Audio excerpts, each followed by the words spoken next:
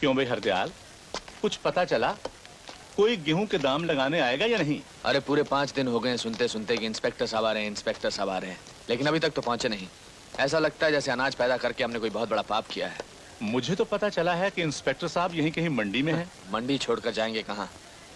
यही तो दिन है उनके खेलने के। ये खिलौने छोड़कर कहाँ जाएंगे? नमस्ते नंबर साहब। हाँ, 125 लिख दे। इंस्पेक्टर साहब नमस्ते। 35 नंबर।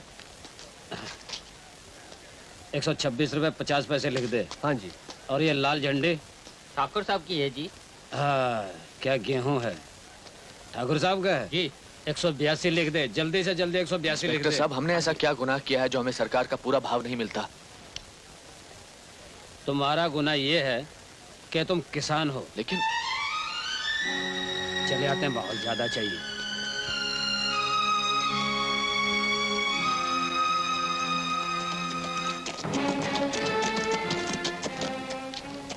गोपी जी ठाकुर साहब। सबका अनाज आ गया? जी हाँ।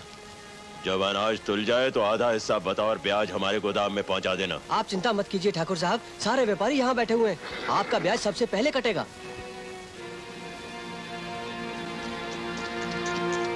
अरे गिरधर, आज आटे का क्या भाव है?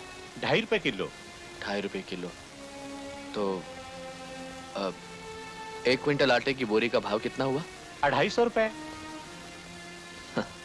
नंदू, अभी कुछ देर पहले इस गेहूं का भाव 150 रुपए क्विंटल था।